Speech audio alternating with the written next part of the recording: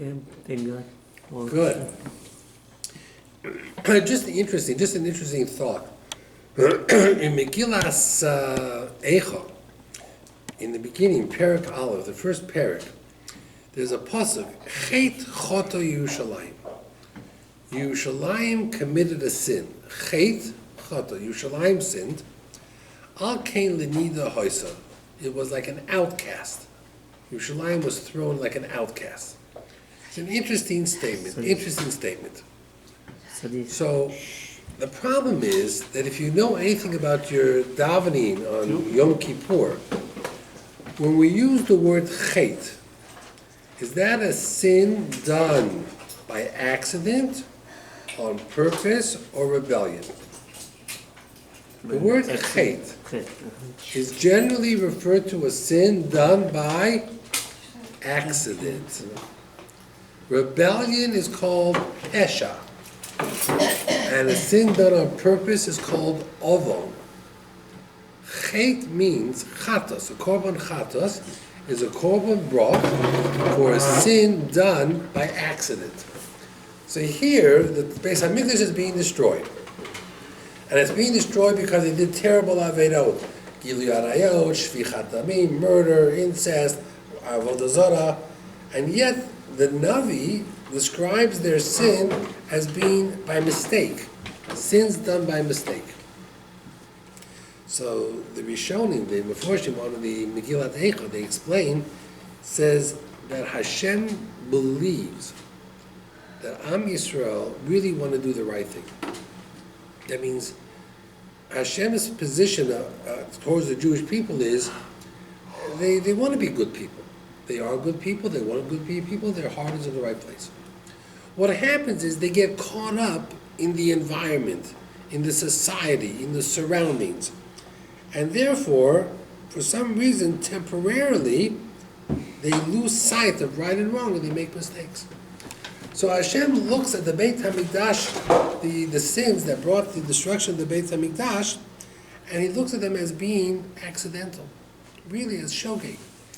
And that's why if a person thinks about doing a mitzvah, but somehow he's not able to do the mitzvah, Hashem gives him reward. Because Hashem says, you know what, I believe deep down he wanted to do the mitzvah.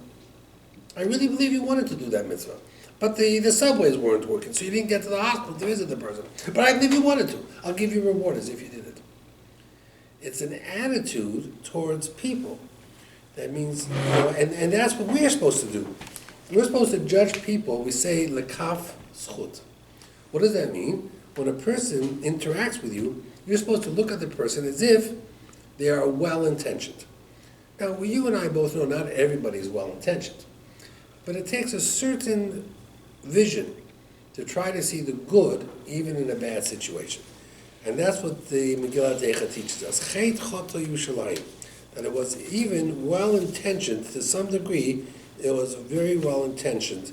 That's how Hashem looked at it. Okay. It's not a bribe? A bribe, what does that mean? Like, what I mean by the bribe is when... The Gemara accuses Hashem of taking bribes when it comes to the Jewish people. Yeah. You know, it says, Yisa Hashem Ponav, Hashem... Us doing mitzvah is like bribing for... Well, yes and no. I mean, next week I'm going to talk about something else. Next week was Chanukah, right?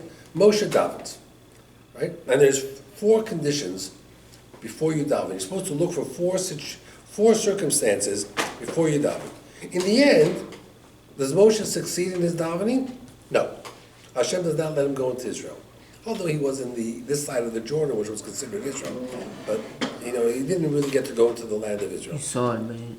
He saw it, and he was in this part. So the question is, why did Moshe daven? That means, if you believe that everything Hashem does is for the good, and Hashem says to Moshe, you cannot go into Israel. So Moshe says, no, please, Hashem, please, you're great, you're wonderful, you're great, I'll do mitzvahs, I love you. Oh, now I'm going to change my mind. Does that make sense to you? No, Hashem is not a person who does things on a whim. If it's not good for you, it's not good for you. A doctor says to you, you cannot have any salt. Salt is bad for your diet. Oh, but I love you, doctor. You're such a great doctor. You're such a smart doctor. If I take salt, you'll be able to cure me anyway. Oh, thank you. Yeah, you can take salt now. Right? Doesn't happen that way. So we got to understand, and next week, I'm not going to tell you this week. You got to wait till next week. I'll talk about tefillah and what Moshe davened for, and what you need to daven, what you're looking for, and why davening works. How does davening work? What does it mean Hashem changes his mind? It doesn't make sense. We'll talk about that next week. But that's bribes. We'll get into that a little bit. Okay. Look at the Devarim. It's just fascinating a little bit. It says, Eila ha-Devarim asher diber Moshe. So we talked about this over the years, that when it came to Parshas Devarim, Sefer Devarim, Moshe now was speaking on his own. Up until now, Moshe couldn't get 2 words out. When Moshe spoke, it was Hashem speaking in his throat, and he opened his mouth, and the Shekhinah spoke. And the Jewish people heard the first 4 books of the Torah from Hashem. Now, Baruch Hashem, Moshe doesn't have a stutter, he has no problems, no speech impediment. Eila ha-Devarim, these are the words, Moshe is a speaker. Asher diber Moshe el kol Yisrael. According to many of the Meforshim, the whole book of Devarim, which was said in 6 weeks, it started on Rosh Chodesh Shvat, and Moshe died Zayin Adar, so it was 6 weeks. The entire book of Devarim is called Mishnah Torah. The Rambam's book is called Mishnah Torah. You know what Mishnah Torah? Mishnah comes from the word Sheni. The second Torah. That means the entire book of Devarim is supposed to be a summary, a repeat of the Torah. And we'll talk about that in a moment. And he begins. He starts talking about all the different major mistakes the Jewish people did.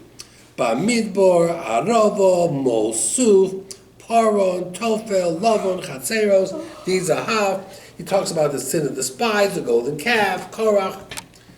So Rashi right away jumps in and says, because it was so embarrassing to have Moshe go through all these Averos, he only hints to them. Remember what happened in Dizahav, in the gold place. And everybody said, oh yeah, we know what that is, that's the golden calf. The truth is that if we start looking a few pages in, Moshe goes into great detail of every sin. He goes through the whole Meraglim, the spies, and everything that happened. He goes through the golden calf, he goes through the breaking of the luchos. That means the fact that he, in the beginning, does it in a shortened version, doesn't stop him from going into great detail later on. So what do you accomplish by saying, no, Moshe did it in a shortened version? So we're going to talk a little bit about that, but one of the answers is that when you start in the beginning of a book, if you ever read a book, there are many people, when they read a book, they read the first chapter, then they skip a bunch of chapters and they read towards the end. So Moshe thought that people are just going to read the beginning of Sefer Devarim. So I'm only going to talk in hints. The details are further in. Not everybody reads further in. So not everybody will get to the details. That's one of the answers that is given. But Rav Moshe Feinstein had a totally different question. Rav Moshe Feinstein says, and this is for you. When I heard this question, I said, that's for you. Rav Moshe Feinstein says, hold on here, time out. The book of Devarim is Mishnah Torah, which means it's a summary, it's a repeat. Do you know that in the book of Devarim, there are over 100 new mitzvos that are not found anywhere else in the Torah? And Sevi is, of those 100, there's 100 mitzvos, 70 are brand new, not found anywhere. That means this guy's going through the Sefer HaMitzvos. Until you get to the book of Devarim, all the laws of marriage are not mentioned in the Torah. Yibum, Chalitza, writing the Sefer Torah, Hakel, writing the Shem Hashem, divorce, all the laws of Gittin are in Sefer Devarim. So half of Shas is in Sefer Devarim. So how can you tell me Sefer Devarim is only a review when there are 70 new mitzvos? Of 613 mitzvos, 70, that's a large, considering that all of Sefer Bereshis only has 3 mitzvos. The entire book of Bereshit only has 3 mitzvos. The book of Devarim has 100 mitzvos, 70 brand new. Is it because they're not as important as the old ones that were mentioned? Well, but you see, look at the ones. Gittin, Kiddushin, and 2 Masechtas in Shas. Okay? Yevamos is one of the hardest Masechtas in Shas. Yibum Chalitza. So writing a Sefer Torah, all the halachos of Sefer Torah, writing, all Devarim, they're all important. They're all important. So the answer, Reb Moshe Feinstein asked this question. And Reb Moshe Feinstein says something very interesting. He said, had the Jewish people not sinned, all the mitzvos would have been taught to them at Har Sinai, and maybe they were taught them in Har Sinai, and would have been written by Har Sinai. But you know what happened? They made one mistake after the other after the other. So all of a sudden, in the first 4 books of the Torah, or the most important books, Vayikra, Bamidbar, there are so many parshiot that have to deal with sins. Bola, Korach, Pinchas, they're all dealing with sins. Moshe had no choice but to write the Averos towards the end of his life, and the mitzvos towards the end of his life in Sefer Devarim. So Rav Moshe says, Devarim was supposed to be Mishnah Torah, just a review. But because we wrote so many of the Averos in these parshios, that Moshe Rabbeinu started to list them in the end of the Torah, just putting them on boom, boom, boom, boom, boom. That's why you have like Re'eh, Shoftim, Kiseitze, Kisavo, boom, boom, boom, boom. Pasuk after pasuk, mitzvah after mitzvah. You don't have stories. So that's why it's called Mishnah Torah. It's a review of everything he taught them, but it was all their Averos that prevented him from putting them earlier. So I find that to be very, very interesting. By the way, I picked up today, I finished volume 4. So I picked up today volume 5 and 6. So the guy at the store says, there's 7, 8, 9, there's 4 more volumes. Hey, I'll be back for it. Give us time, we're just getting through them, But getting through the mitzvahs, all 613 mitzvahs. Now, the Sifri says there were 4 Jewish leaders who waited till the end of their lives to give Musar, a speech to the Jewish people. Guess who they are? We know Moshe. Moshe waited till the end of his life to finally get the people together and say, okay, I'm going to review all the terrible things that were done. Who else waited till the end of his life before he brought everybody in and gave them a talk? He's Yoshua. Very good. How'd you know that? Yoshua would also, at the end of his life, call everybody in. So Moshe and Yoshua, there was a person before Moshe. Moshe learned this from that person. One of the Avos. Which one of the Avos, right before he died, called everybody in and gave them this whole... Yaakov. Yaakov. Right? Yaakov called his children in and said, Reuven, Shimon, went through the whole thing. So Yaakov was the first. Moshe was the second. Yoshua was the third. There's one more in the Nevi'im before he died. Shmuel Hanavi. Right? Shmuel Hanavi called them all together and gave them this whole shmooze. So one reason is that when the rabbi gives you a lecture, and it's really tough words, you're a little bit embarrassed, of course. Now, how would you like to feel if you have to see that rabbi every day for the next 10 years? You're not going to feel so good. So Moshe figured, listen, I'm going to be around for another month. After that, I'm going to be gone. So he did it now because this way they won't be embarrassed from him. He's going to be dead anyway. Yaakov did it right before he died, so did Shmuel. So one reason is that you shouldn't keep going over and over again, and you shouldn't embarrass them and everything else. Bless you. But the real question comes up as follows. Here's the real question. Moshe is talking to these people, 3 million people, and he's telling them, you should just know all the things that happened.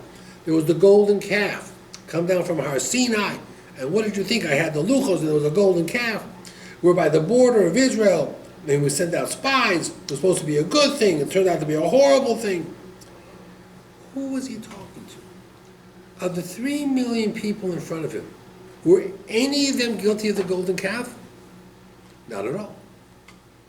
Those who were guilty were dead, were gone. Were any of them guilty of the spies? Not at all. They had all died in the 40 years in the desert. Last 15,000 didn't die. The women weren't guilty. Shevet Levi wasn't guilty. And all the people, the men there, were the children, the grandchildren.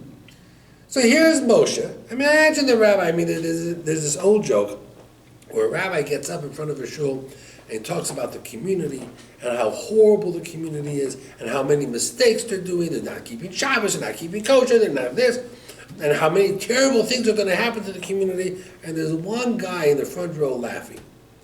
So finally someone says to the guy, "Did you hear what the rabbi says? How could you be laughing?" He says, "I'm not from this community. I live out of town, you know."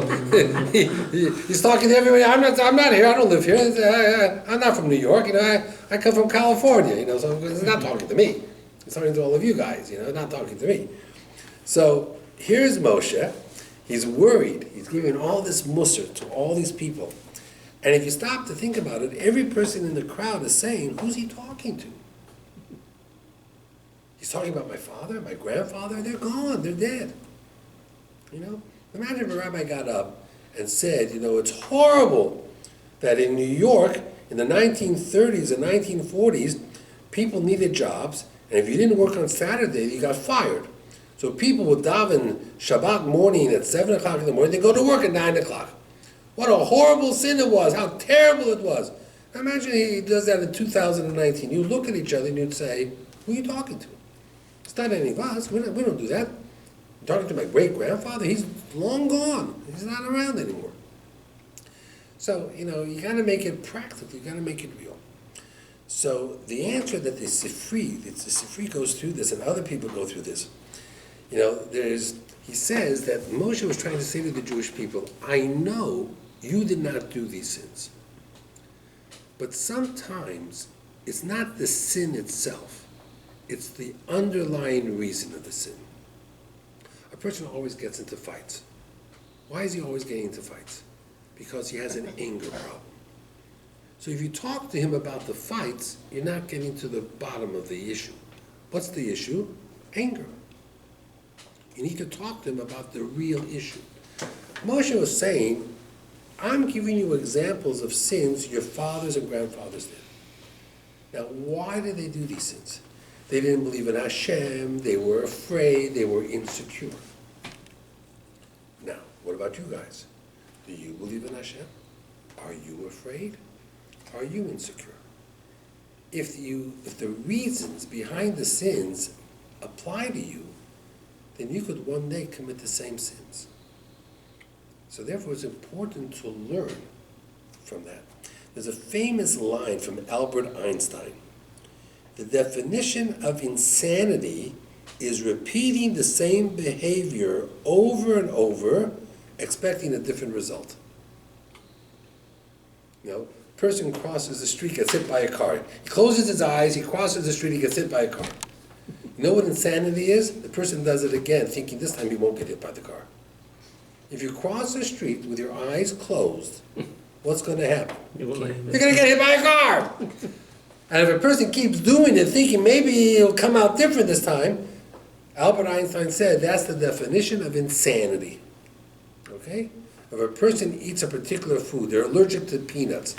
They eat peanuts and they have an allergic reaction. A week later, they eat peanuts again, thinking maybe this time it won't happen. And it happens again. They do it a third time, a fourth time. That's the definition of insanity. You have to learn from your mistakes. So Moshe Rabbeinu was saying to them, I'm not accusing any of you of the golden calf. What I'm asking you is, do you know why your parents made the golden calf? They thought Moshe was dead, they panicked. They got scared. Do any of you panic? Are any of you scared?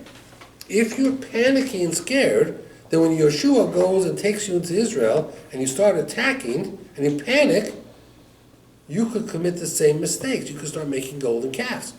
So Moshe was trying to educate them as to why Averos happen. He was teaching them about the human psyche. And it's important to know who you are and what you are. Now, that's just to understand a little bit more, to experience everything that's happened. It's interesting The Chidah writes this down. The Chidah says that the Jews in the desert were never too afraid of Hashem. You know why? They had an escape clause. Now, let me explain to you what that means. When I have very often people come to me that they're having a business partner. Two people are going to join partners in a business. So they have an agreement, a partnership agreement. And the partnership agreement goes through what the business is and what each partner is giving and what each partner gets. I always ask them, what happens if the partnership does not work out? What's the escape clause? How are you going to break up the partnership? Most of the time, it's a half a paragraph. And most of the time, their answer is, no, this is going to work. You think I'm going into this business for it to fail? I'm going into this business to succeed. Mm-hmm. Okay. Yet, we all know that there are many well-meaning people that go into relationships and partnerships hoping for success, and right now, it's 50-50 if it will succeed. Half of them fail, these partnerships. You know what the most important part of the agreement is? The part that talks about how to get out of it. The escape clause. You have no idea how many din Torahs and how many court cases are all about partnerships breaking apart. Sometimes you'll put in there that if there's any dispute, it'll go to this bet din or this arbitrator or this rabbi. There's pages. If the agreement is 20 pages, 10 pages talk about what happens if it fails. Now I know that sounds scary. It sounds scary. But it's reality. It's a reality check. The Chidah says the Jews going through the desert were never afraid of the Torah. You know why? They had an escape clause. What was the escape clause? Hashem forced us to accept the Torah. He put the mountain over our heads. He said, if you don't accept the Torah, I'm going to kill you. So at any point in time, if we're unhappy, you know what we say? It's not our fault. You forced us. You had a gun to our head. Tell me something. If I hold a gun to your head and you sign it and you sell me your house, is that paper is that sale worth anything in the court of law? Worthless. So the Chidah says they had an escape clause. The Gemara talks about this. The Gemara says that when did the Jews accept the Torah again willingly? During the whole story of Purim. During Achashverosh and Haman, Kimu v'Kivlu, they accepted the Torah. The Chidah says something very interesting. The Chidah says that Hashem said to the Jewish people, okay, you think you have a way out? Let me tell you what the reward for doing mitzvahs is. We all think, it's Olam Haba, it's in the world to come, that's the reward. The Chidah says, Hashem said to the Jewish people, you know what the reward is? You get Eretz Yisrael. You do mitzvahs, you get Israel. You stop doing mitzvahs, what happens? You lose Israel. So Hashem said, Moshe brings the people there at the doorway, at the entrance to Eretz Yisrael. And they're all smug. We're okay, we got an escape clause. So the Chidah says, Moshe says to them, I'm sorry guys, the minute you cross the Jordan River and you go into Israel and you fight to live in Israel, you are committed to the Torah. Because if you fail in the Torah, Hashem's going to kick you out of Israel. So that was the end of the escape clause. So Moshe brings them to the borders of Israel. And he says to them, Moshe. These are the words that Hashem said to Moshe. You're about to go into Eretz Yisrael. And it's not because of anything other than the mitzvahs you're about to do. And therefore, either you do the mitzvahs or you don't. But the escape clause is over. That's what the Chidah writes. It's a fascinating Chidah. It says over here, Vahi ba'arboim shana was in the 40th year, ba'ashtei asar chodesh, in the 11th month, which was Shvat. Be'echel HaChodesh, the first day, Rosh Chodesh. Moshe speaks to the Jewish people. So he brings down, he says, Achad asher yom mechorev. You traveled 11 days from Chorev. Chorev means Har Sinai. But one of the Meforshim say 11 days, Chorev, this comes from the word Churban, destruction. We have 11 days a year because of the destruction of the Beis HaMikdash. The 9 days from Rosh Chodesh Av to Tisha B'Av. Day 10 is Asora B'Teves, and day 11 is Shiva Asar B'Tammuz, the 11th day of Tammuz. So he says we have 3 fast days and 9 days of mourning. We have 11 days in each year to commemorate the destruction of the Beis HaMikdash, Chorev. Chorev means the destruction of the Beis HaMikdash. We know Chorev is one of the names for Har Sinai. It means winter time. Choref, with a pei, is winter. Chorev comes from cherev, sword. It's a little bit of a different word. But they bring it down over here. Now, I saw something very, very interesting. Very interesting. It talks about the land of Sichon and Og. And one of the lands of Sichon and Og, when it talks about that they got the land, it uses the word Rephaim. It says they were the land of Rephaim. So it says Moshe, and it goes through the whole thing over here, and it uses the word Rephaim, I think it is. I got to see exactly where the word is. It uses that word. Yeah, Eretz Rephaim. It says that Hashem gave to Reuven, Gad, and Chatzi Sheva Menashe, and one of the lands that he gave to Chatzi Sheva Menashe was Eretz Rephaim. It says, V'yeser Gilot, V'chol Abasham Lechas Og, Eretz Rephaim. So it's very, very interesting. They asked the question, I understand Reuven and Gad wanted to be on this side of the Jordan River. But Menashe never asked. Moshe took half of Menashe and said, I'm going to give you here. I want you to be in charge of Reuven and Gad. Menashe could have said, no. We want to be in Israel. We don't want to be on this side. What's so special about this side? So Moshe says, because this side is Eretz Rephaim. To remember, Hashem promised Avram Avinu, by the way, besides giving you all of Israel, I am giving you as a gift Eretz Rephaim. In Bereshis, Hashem said to Avram, there's going to be a piece of land on this side of the Jordan River called Eretz Rephaim, and it's going to be just like Israel. So Moshe said, I'm not giving you just any land. I'm giving you the land Hashem promised to Avraham Avinu, Eretz Rephaim. And the Sisei Chachamim brings it down. When it says over here, Eretz Rephaim, it sounds so strange. Whoever heard of Eretz Rephaim? But if you look back in Lech Lecha, Hashem says to Avraham, I'm giving you Eretz Rephaim. And Avraham says, great, that's exactly what I want. Who got that land? Half of Menashe. So they didn't get any land. They got like Manhattan Island for $24. They got land that's worth multi-billion dollar land. They got something very, very special. Okay. What's Rephaim mean? Rephaim means the land of, Rapha means soft, good land. It could also mean weak, but Rapha means, refuah. Refuah means cure, good land. It was a special land that Hashem promised Avram, Rephaim, the land of They have a lot Rephaim. of grass, they have a lot of sheep and everything. Everything So was you great. stay here, they said. That's what he got there. Okay. So now, let's go a little bit further. It says over here, the Megilat Amukos. Megilat Amukos was a big Kabbalist. And Megilat means to reveal, Amukos means the hidden secrets. And he wrote Sforim on the Chumash that revealed all the hidden codes and secrets of the Torah. Where's the Megilat Amukos buried? In Krakow.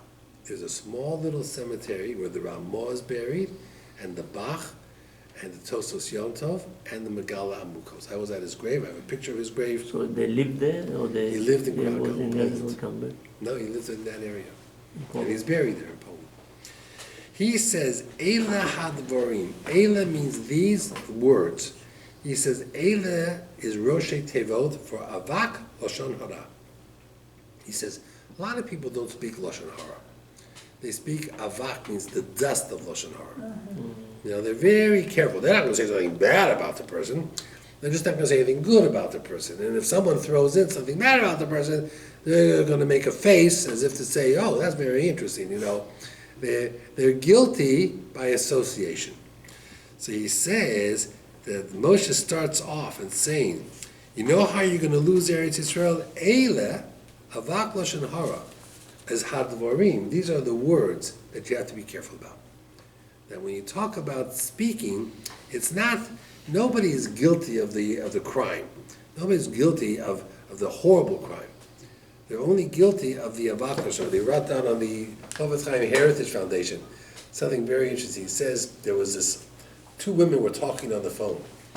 You know, so let's say this girl Miriam is talking to Sarah.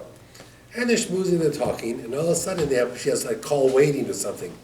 So she gets this beep. So she says to her friend, Miriam says to her friend Sarah, Sarah, my friend Yocheved is calling me. I'll talk to you later. So she's supposed to hit a certain button to transfer the call. But instead she hit the conference call. So all of a sudden, Yocheved comes on the phone. So Miriam says, hi Yocheved, how are you? Great, what, you were on the other phone? Yeah, I was talking to Sarah. Sarah? You know who Sarah is, you know? And she starts bad-mouthing Sarah. Sarah's listening to all this, she's on conference.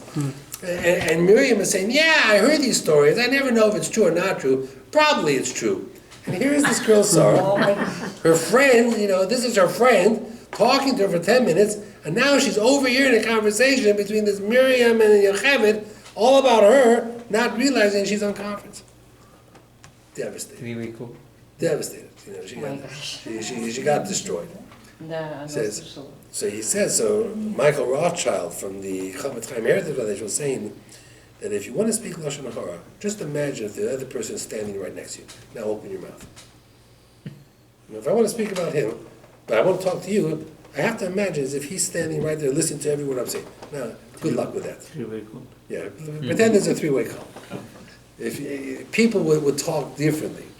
Problem is, people can't think that way. People are very quick to stick the knife in the back, you know, for whatever the reasons, you know, it makes them feel stronger or better, you know. But you know, if you could put it in perspective, if you could give it the right perspective, he says you would find things very, very different. Okay, very, very different. At any rate, Moshe goes through all the averos again. Listen to this story.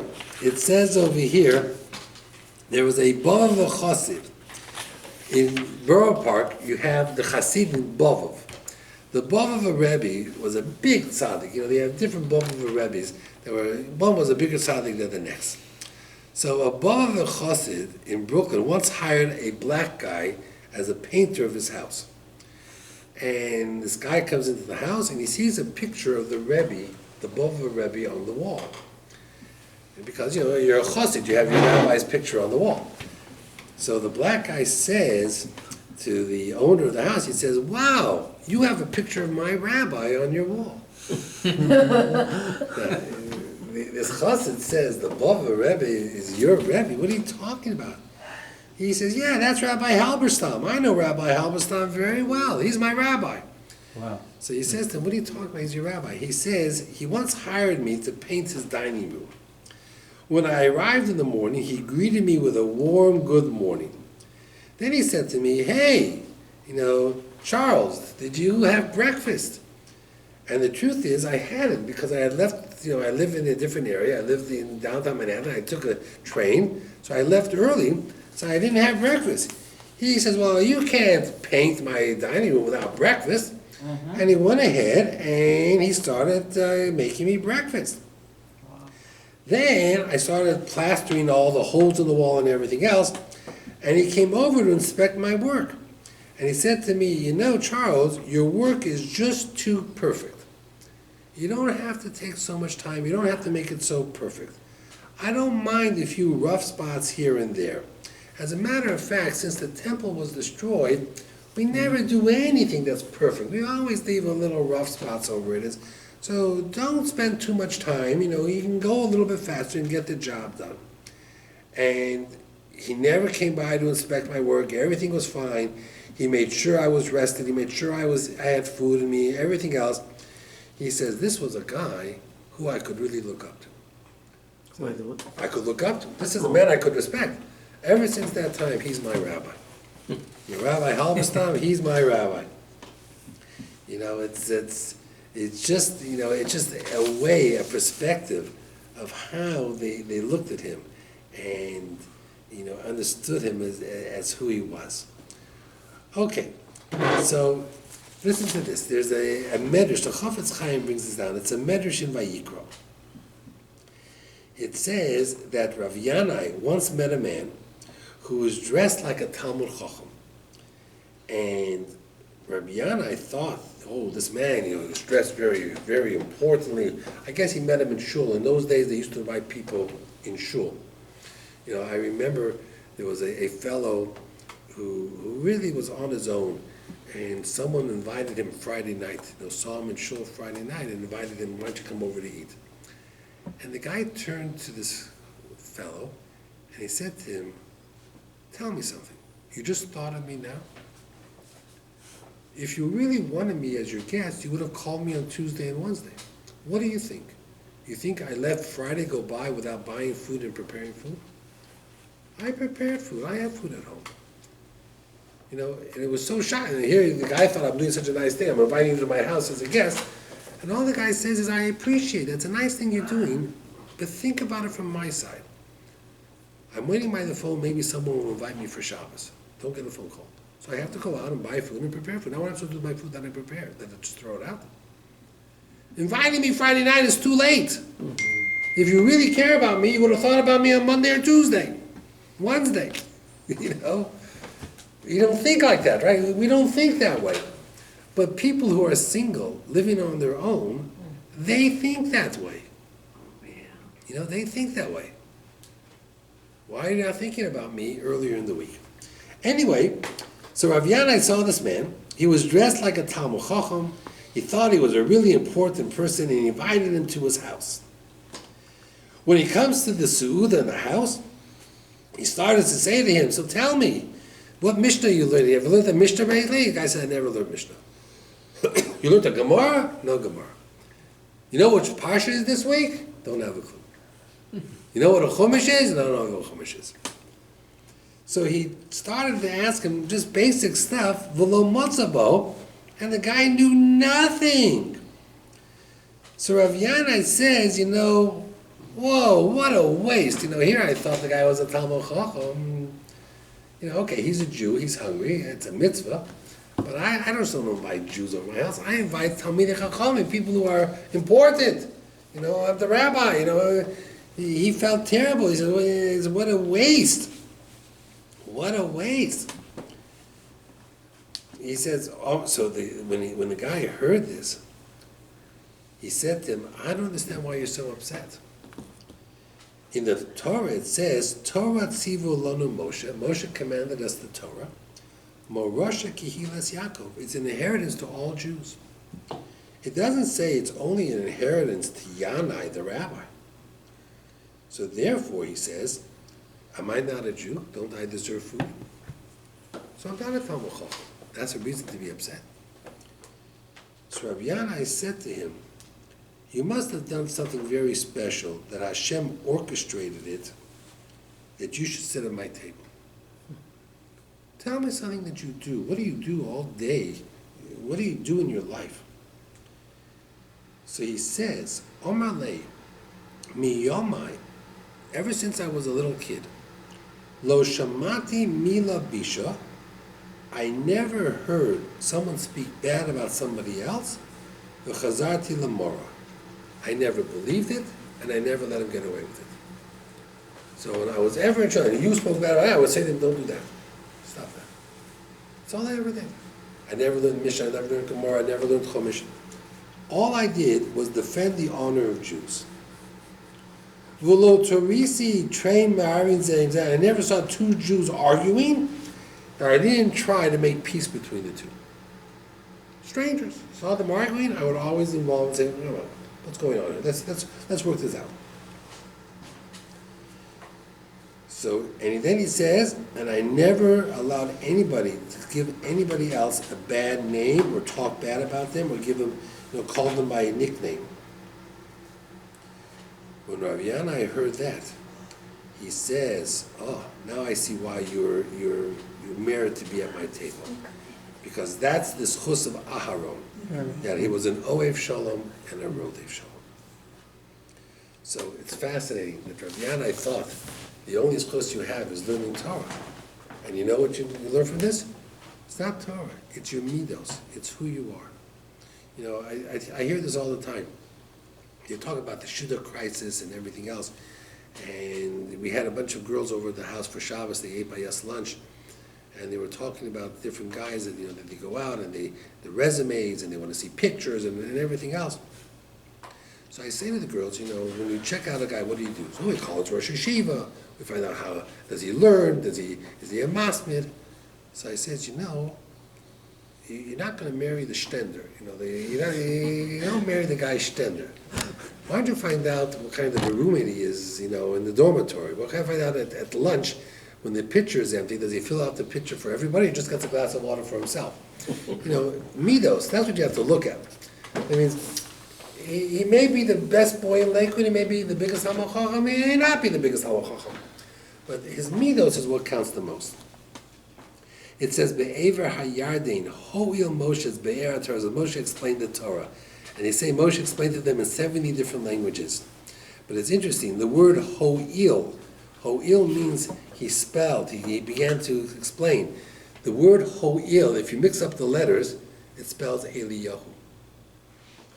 Ho'il, Moshe said to them, I just want you to know, in the future, if there's anything you never understand in the Gemara, whatever it is, what's the answer the Gemara says? Who's going to tell us the real answer? Eliyahu Hanavi. Tishbi Yataras Kushas Vabayas. Eliyahu Hanavi is going to do it. Someone was asked the question, why don't they ask Moshe? Because Eliyahu was supposed to be alive still today. Eliyahu Hanavi is supposed to be in our midst. So you never ask someone a shayla who died. You only ask someone who's alive and well with us. So Eliyahu is going to explain all the answers. How many names did Har Sinai have? 10. 5. 5. More in Shabbos. Maybe there's 10. But let's say at the 5 first. What are the 5 names? Har Sinai, right? It says, my Har Sinai. So it says, Har Sinai, Har Shenasu Bo Nisim Yisrael. So it should be called Har Nisai, so different reasons. But it says it was a mountain that anger or hatred came down. Give me another name for Har Sinai. We had one just before. It begins with the letter Ches. Chorev. Chorev. And then there was called Midbar Tzin, and Midbar Kodesh, and Midbar Kadmus, and Midbar Poron. But eventually, the name that everybody knew it by was Har Sinai. So it was Har Sinai. Why? Because Hashem appeared to Moshe the first time in a bush, sneh. So it was, and that was at the foot of Har Sinai. So it was called Har Sinai, the mountain of the bush, because that's the bush that Hashem appeared to Sinai Moshe is a bush? the first time. Sinai is a bush? Yes, sneh. The sneh, the Moshe, the burning bush, that was sneh is a bush. So it says that the first time that Hashem spoke to Moshe was with the sneh. It talks about Eila Hadvorim. So I once had written this up years ago. Sefer Shemos begins the Eila Shemos, the Vav. The Vav is a chibur, connected to Bereshis. Vayikra begins Vayikra Hashem, also the letter Vav. And Bamidbar begins Vaydaber Hashem, also the letter Vav. So Bereshis, Shemos, Vayikra, Bamidbar are all connected. The letter Vav sows them in. Eila Hadvorim. Eila, without the Vav, doesn't say the Eila. It says Eila. It's a break. Eila Hadvorim, it's a break. Eila Hadvorim is a Sefer Bifnei Atzmo. It's a book all its own. Now, the word Devorim generally means harsh. Vayidaber is harsh. Vayomer is soft. Eila Hadvorim, they were hard words. Moshe spoke tough words to the Jewish people, because it was right before, he was going to die, so he was gonna give them Musar, and he was gonna give it to them in a way that they should be able to know what's right and what's wrong. He wanted to clear the air. And you have people giving Musar. For example, you have V'hochiach Avraham es Avimelech. Avraham gave Musar to Avimelech about the wells that were dug and cleared away. So they gave everything what it was. Now, what is the purpose of Tochocha, giving Musar? So the purpose is to build the person up and the person to know the truth. That's the purpose of it. There's a rule of thumb. What's the best way to give Musar? Do you know what the rule is? There's 3 rules to giving Musar. The first rule is don't do it. The second rule is don't do it. And if you forget the first 2, the third rule is don't do it. Because nobody wants to hear it. You understand? You go over to a person and you start giving them a musar shmuz, a lecture of the things they've done wrong. So it's very hard to speak specifically to a person. You can speak to a crowd, and if everybody is a smart person, they'll take from it what it is. But we know that the Gemara talks about oy lonu liyom adin, oy lonu liyom atochacha. It's really very hard for a person to hear the truth. And therefore, a person has to be able to save face. So he has to be able to see the truth without being hit over the head with it. So there's a way to give Musar, but it's a very complicated way. It's a mitzvah in the Torah, but you got to be very, very careful. We have the story of Kamsa and Bar Kamsa, and I've told this to you before. I'll tell it to you again real briefly, but in the Gemara in Gittin, when it talks about the Churban Beis Hamikdash, it talks about Kamsa and Bar Kamsa. You know the story of Kamsa and Bar Kamsa? Okay. What's the story? There was a guy. He was making a party of some kind, let's say a wedding of his son. And he had 2 people. He had a good friend named Kamsa, and he had a guy that he hated named Bar Kamsa. He sent out the invitations. They used to hand-deliver invitations like the Bukharians do. And the guy delivered the invitation to Mr. Bar Kamsa and not to Mr. Kamsa. So who comes to the son's wedding? Mr. Bar Kamsa. And he doesn't want this guy. He doesn't like this guy. So he says to him, what are you doing here? He's like, I got an invitation. He says, well, it was a mistake. Get out. So he says, no, let me stay. He says, no. He says, okay, I'll pay for whatever I eat. He says, no, I'll pay for half the meal. No, I'll pay for everybody. No, and he threw him out. Okay, that's the story, more or less. And because of that, he went to the Romans and he created all this trouble. Okay. Told the Romans. Right, told the Romans. Question. With this we're going to end. Question. Who's the bad guy in the story? If I asked you, who is the bad guy in the story? Both. Okay, well, let's figure this out. The wedding. No, no. Well, I would say the guy making the wedding. Yes. Yeah. What's the guy making the wedding's name? We don't know. Come. No, we don't know. Oh, you don't know The that. Gemara doesn't say. So here, the guy who said, no, you can't stay, get out of here, he's making the whole ruckus. No name. He's the real bad guy. He escapes with no name. We don't get to know his name. Bar Kamsa, yeah, he wanted to stay, and he went to the Romans. I got it, he's a bad guy. Mr. Kamsa, his friend, he wasn't there. He wasn't there because he didn't even get the invitation. I know his name. Is he a bad guy? No, you knew. What did he do? He wasn't even there. Why is he mentioned? Why is he mentioned? The host, he gets away scot-free. I don't know his name. Mr. Kamsa, who's sitting at home watching the Yankees beat the Baltimore Orioles, whoever they're playing. Mr. What? No, yeah. I'm right? I heard it on the news on coming here, so don't worry. He gets his name mentioned. Doesn't make any sense. Why am I mentioning Kamsa? The guy wasn't even there. Let me tell you what the answer is. The answer is fascinating. The host is making a wedding. Let's say I'm making a wedding. Okay? Just for argument's sake, I'm making a wedding. And this guy is a good friend of mine. He's a good friend. He knows me for years, for 20 years. Somehow, he doesn't get the invitation. Should come himself. Doesn't get the invitation. He knows of the wedding. I've called him a dozen times about the wedding, help me with this, help me with that. He has to come without invitation. My nephew's making a bar mitzvah in a few weeks. He sent the invitation to my old address. So I didn't get it. So what should I shouldn't come to the bar mitzvah? That means if he's really my friend, he's going to stay away because of the invitation?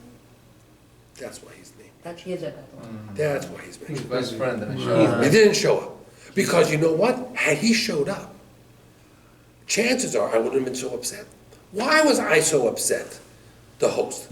Because I wanted my friend Kamso, and who came? Mr. Bar Kamso. So I'm mad. To go with that guy, yeah. I'm mad. But had he showed up, he would have said to me, forget about him, I'm here anyway.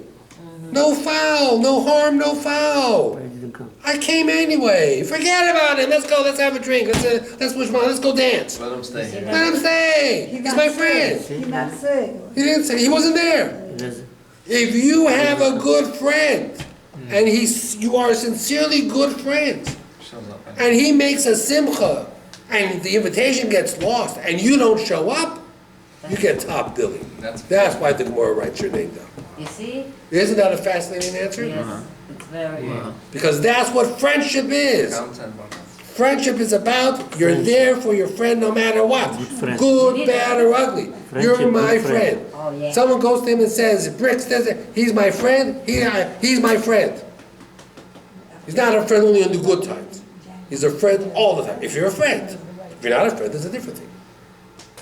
It's not a friend, difference. The fact that he didn't show up, the Gemara writes his name first. Says, you are the fault for all of this, Mr. Kamsa. You stayed home? How dare you? Your friend is making a wedding and you stayed home. So his servant didn't invite the right person to the party? And your friend should have come anyway, right? The servant made a mistake, but if your friend is making a party and he is your friend, do you stay home because you didn't get the invitation? You come anyway. You go regardless. You go regardless. Watching Yankee. That's the lesson from Kamsa Bar Kamsa. Have a good night, everybody. That's a good answer. Thank you, brother. Sorry.